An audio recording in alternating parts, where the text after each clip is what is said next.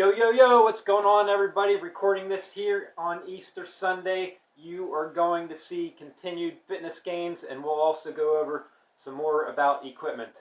Here we go.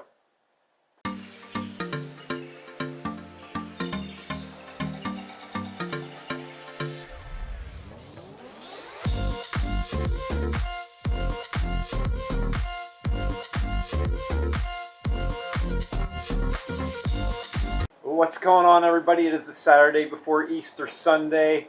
Just debating on what workout I want to do. I would be on the rotation right now to push some Strava segments, but it's 32 degrees outside, and I just don't think it's worth the energy. I'm not going to be able to run that fast in 32 degree weather. So I think I'm going to go to the Brick 5K, see if I could beat what is 6:18 pace I think we ran last time. I'll have to check. So I'm going to go ahead and just do a ride in Zwift Watopia here, push some intervals for an hour, and then try to get motivated to run outside, maybe 5K or something, see how we do. So here we go.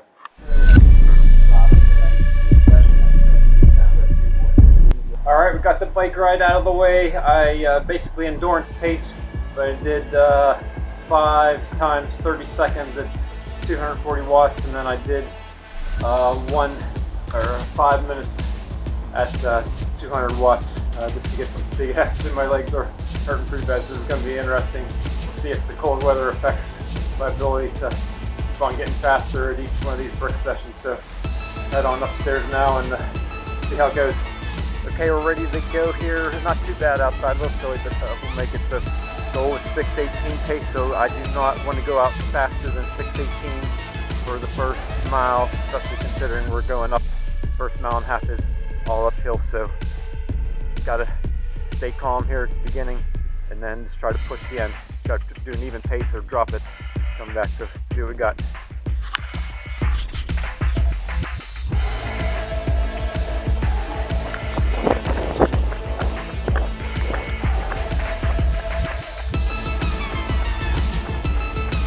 Okay, we got it. Somewhere around 6:15 pace, so we dropped 3 seconds per mile over the last one.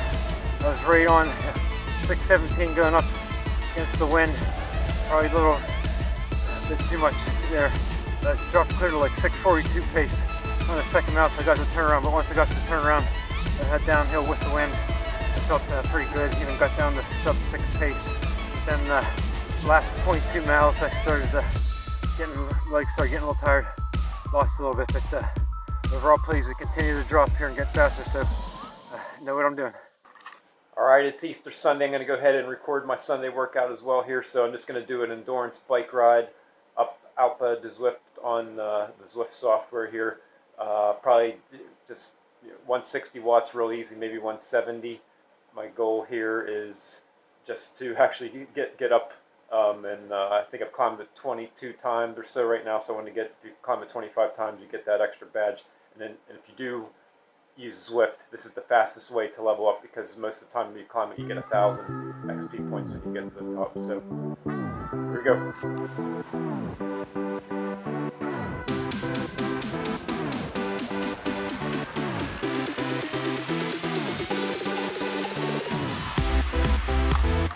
There we got it. Got 1,000 XP for hitting the mountain steering wheel. Build was already had. So, oh man, pretty beat here. Probably average 172 watts up. My legs are pretty cooked. But we got the miles in. So that's all we're looking for. Alright, I'm going to read the question to the week of you, then I'm going to pop the camera off and show you around the room here and going over some equipment.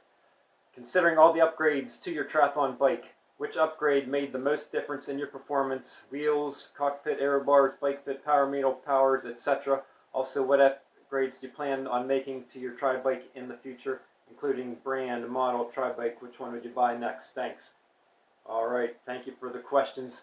You are creating the YouTube content for me, so here we go. What's the most important investment? What you'd start with first is you need a carbon triathlon bike with Di2.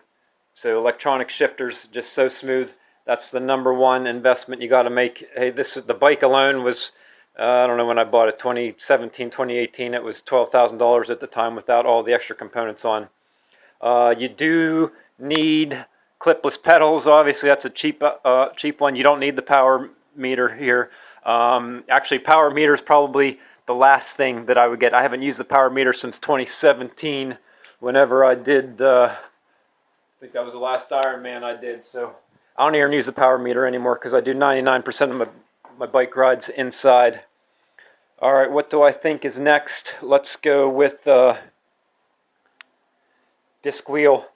My favorite, most cost-effective is the Flow, and have I forget what the model this is called, is equivalent of a 404 on the front. I cannot ride a deep dish. I had a deep dish front wheel, and because I only weigh 140 pounds on a good day, the wind will blow me over, so I traded it in and got equivalent of a 404. I also have two Bontrager 404s as well, so that's the front wheel, and there's one outside in the garage as well.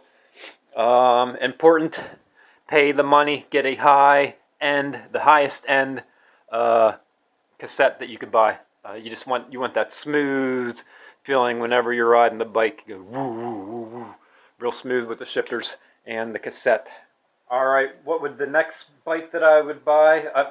I bought this one before I had a child. I don't have the money to buy another triathlon bike anymore, so I haven't even been looking.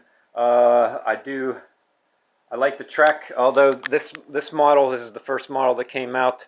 It is whenever you fly on a plane and you have to take everything apart, it is a pain in the butt to take this piece apart and get it back together again. But I think they probably upgraded it on newer models.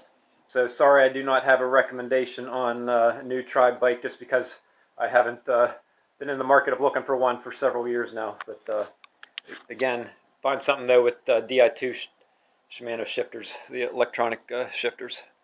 I do not plan on making any upgrades to my tri bike in the future. I think it's a pretty decent bike. Just maybe buy a chain every once in a while there. I'm hoping that the bike lasts. Hey, I only do 3-4 triathlons a year, and most of them are sprint triathlons now, so pretty happy with the bike. So thanks for sending in a question. A quick look at the training. So up 3 fitness points over last week. I am feeling it, so you can see that big spike there. So obviously I want to take off tomorrow, maybe a swim, easy swim at the most. Don't want to get sick. You could see that big spike there is where I got sick 7-8 weeks ago. Lost all that fitness, so I want to be careful here, but you can see the nice string of consistent training going. So you can feel free to follow me on Strava if you want to see every workout. I was able to get, looks like 3 swims in, so pretty happy there, and had 1 triple workout on Tuesday. That is the workout of the week. I also recorded that long ride here this morning. But overall, training is going just awesome. You can see the continued fitness gains, and every time I go out and do a brick session, it's just getting faster and faster. So pretty pleased on where the training is going. All right, thanks for tuning in. Please hit the like button if you haven't done so already. And looking forward to week 8, continued fitness gains. The weather's going to get in the 80s coming up here in the next week, so just looking forward to getting out there and running outside more, building that strength and just getting faster, getting closer to race season as well. Pretty exciting. Have a good one.